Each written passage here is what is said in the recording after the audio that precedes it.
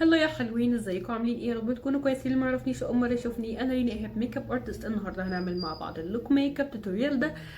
ليتس جو. للي عايز يشوف اللوك ميك اب توتوريال ده اتعمل ازاي، طبعا انا عملته في اللايف، كان طبعا مع بعض خطوه بخطوه، ففايتكم كتير، بس واي نوت، عادي جدا نعوضها هنا على اليوتيوب برضو فيديو كامل.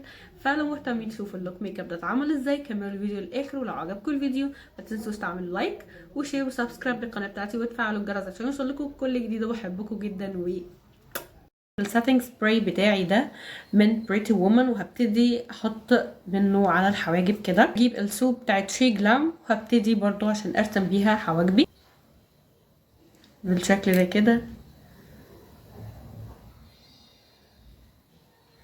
الشعر كده بالشكل ده.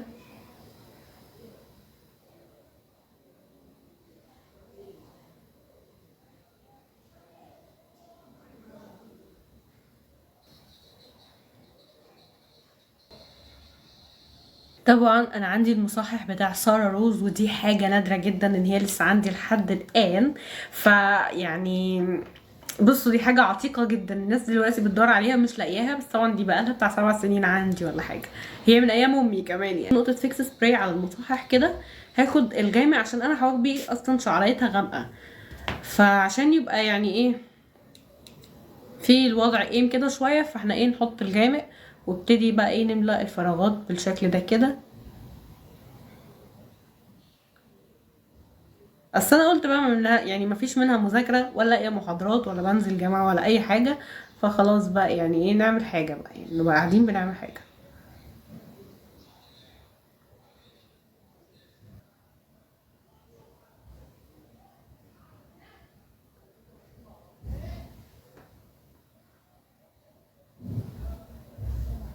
اوكي، انا حاسه ان انا عايزه استخدم اللي في عجله كيريولان. هستخدم منها الاقوى بتاعها الابيض عشان ينور لي اكتر تحت العين، ولو اني هستخدم منه مش كميه كتيره، بس عايزه انور منه تحت العين كده اهو بالشكل ده كده. وايت جدا.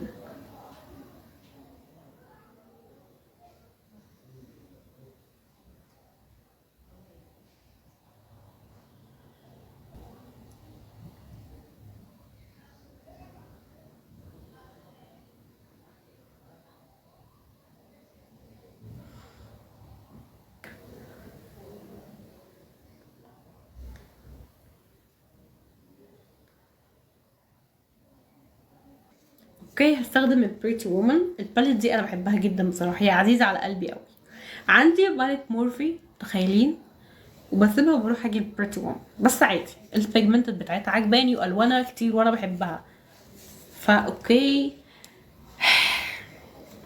اوكي، هستخدم اول حاجه اللون البيربل الخفيف ده هنا كده. شايفين البيجمنتد بتاعته اصلا عامله ازاي؟ هي قلبت على فوشيا شويه بس ماشي.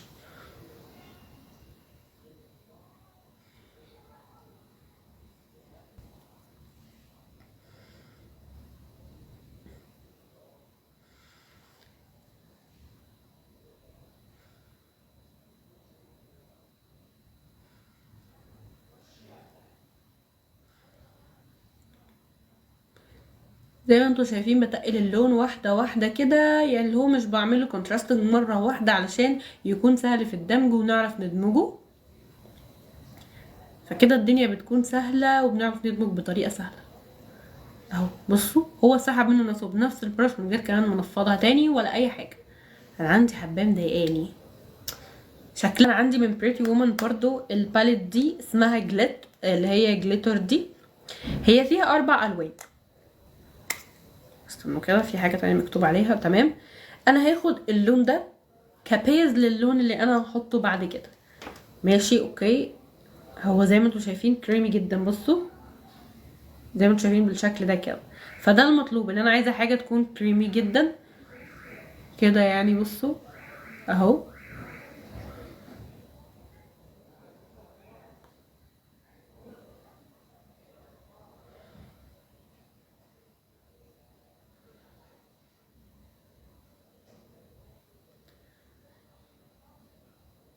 شايفين الجليتر ده؟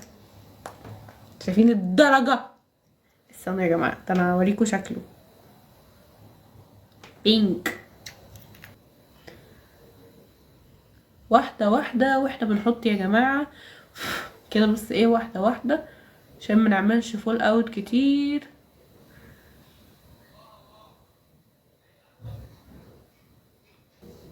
شايفين شكل اللاشز؟ خلت اللوك يعني بصراحة ودته في حتة تانية. عايزة ابقى اسحب اللوك كمان شوية بره، كمان بره عيني كده. اوكي، نجيب المقاس التاني من عيني.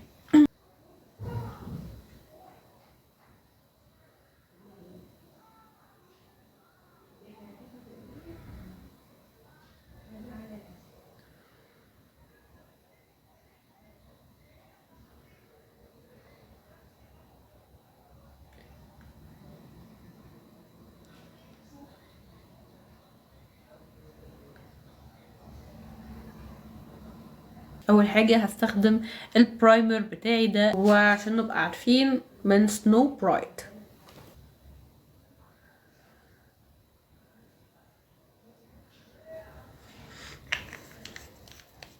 كمية قليلة لان انا يعني ايه، يا دوبك انا هصور اللايف وهتصور بيه شوية وهغسله. دايري فاونديشن ميك اب، يعني كل يوم عادي بيتحط، ما بيعملش حاجة، ما بيخططش، ما بيعملش كل الكلام ده.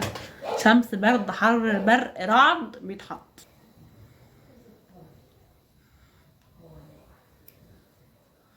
الكابوكي بروش دي يعني احلى حاجة نزلت تقريبا للدمج الفاونديشن. اسرع حاجة،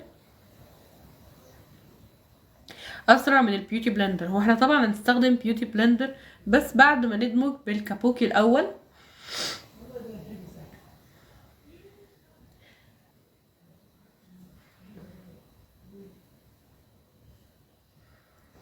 وهستخدم بقى الكونسيلر بي بي بتاعي من مايت سينما. الكونسيلر ده انا بستخدمه بقالي سنة بس طبعا تقيل جدا. يعني انا في الجامعة بحط النقطة دي بس كده حرفيا وبدمجه. بستخدمه مع اي حاجة وكل حاجة، يعني مع عرايس، مع كلاينتس عليا ميك اب سواريه، استخدام يومي في الجامعة، كل حاجة حرفيا بيليق عليها كل يعني الكونسيلر ده مش عرفني. وسعره حلو قوي. انا كنت لما كنت جايباه السنه اللي فاتت كان ساعتها كان سعره 130 جنيه. دلوقتي معرفش سعره كام بصراحه. حطينا الكونسيلر كده بالشكل ده، شايفين الفرق؟ نور ازاي وخفت ذنوب اصلا يعتبر. اوكي، نيجي بقى هنا كده من الناحيه التانية.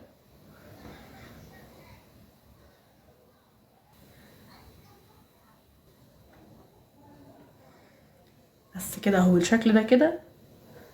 استخدم بلاشر روز كده بحيث ننور بيه الدنيا دي بقى شويه.